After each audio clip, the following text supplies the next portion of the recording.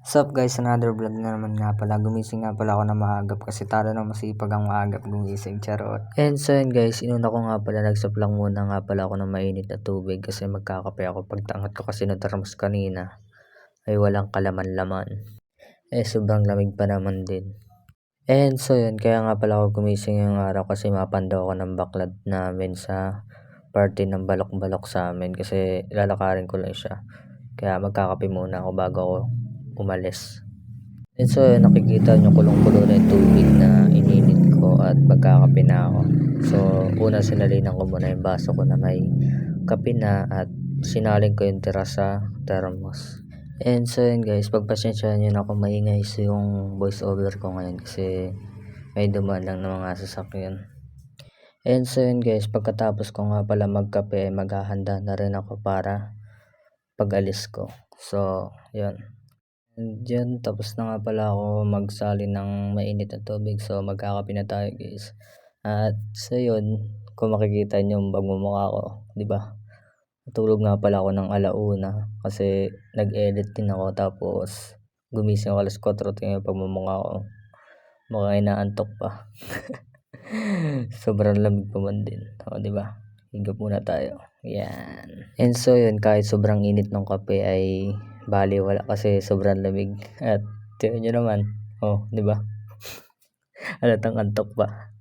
Tulog na lang kaya ako pero wala eh. Gusto ko dagdagan yung hipon na hinuli ko ng umaga para mas madagdagan pa siya at mas mabenta pa at madagdagan din yung malalaki, yung maliliit yun. So yun guys, pagkatapos ko nga pala magkape ay aalis na rin ako at maghahanda na ako. And so yun guys, natapos ako magkape pero di ko na nabigyan yung pag-alis ko kanina din. Ito na nga ay dumating na ako, may dala pa akong itak, naka-flashlight pa ako, nag-jacket na rin ako kasi di ko talaga kaya yung lamig pag kulang jacket. So yun, tingnan nyo yung mahuhuli ko kung gaano karami din. And so yun guys, ito nga pala yung uri ko, papakita ko sa inyo kung gaano karami yung hipon at yung mga isda na nahuli ko, iba't ibang klase. So yun, pipiliin natin to. So itatakta ko muna plus langgana yan, then yun, piliin na natin at hiwa-hiwalayin na natin yung mga basura sa mga kakailanganin natin. And so yun nga guys, naghahanap nga pala ako ng mga lagay ng hipon, lagay ng pamain, lagay ng mga isda, yan.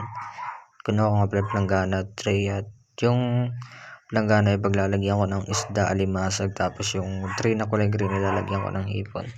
So tinagal ko muna nga pala yung flashlight ko din kasi mabigat din sa ulo. Tapos yung jacket na din. And so yun, medyo hilapit nga pala natin yung camera natin sa pagpipilian natin. So yun, kung makikita nyo medyo makalat yung huli ko ngayon kasi mahangin ngayon medyo malakas. Tapos yung mga dahon-dahon ng mga nasa baybayin na puno ay nalalaglag yung mga kanilang mga dahon-dahon. So napapunta dun sa aming panghuli ng mga iba't ibang klaseng isda, hipon, ganyan, alimasag. So yun, piliin natin to guys.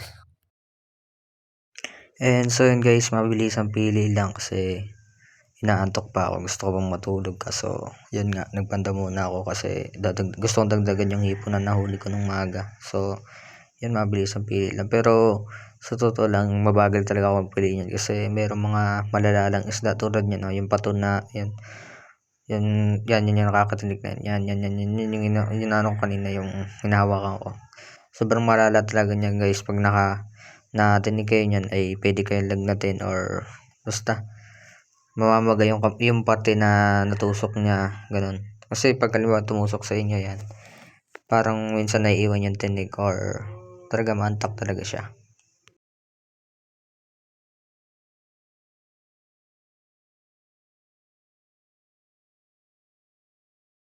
So yun, ito nga pala yung huli ko sa ngayong gabi at ito naman yung huli ko nung umaga. Mas marami pa rin yung umaga kong huli, yung nag-live ako, tapos pagsasamahin ko yan, tapos mamaya ipapatimbang ko na rin kay Tia Arlene para may pang almasal na ako. So yun guys,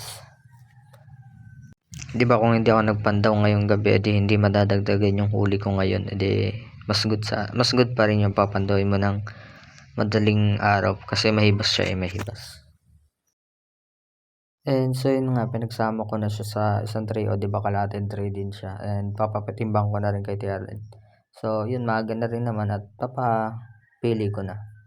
And so yun, pagkadala nga pala kay Tia Arlene yun, pinipili na nga pala ni Ate Ima and pinaghihiwalay niya na yung mga big, small, medium, yan. May sizing kasi yung mga ipon sa amin. And so yun, nakabenta nga pala ako ng 255 pesos. Sheesh!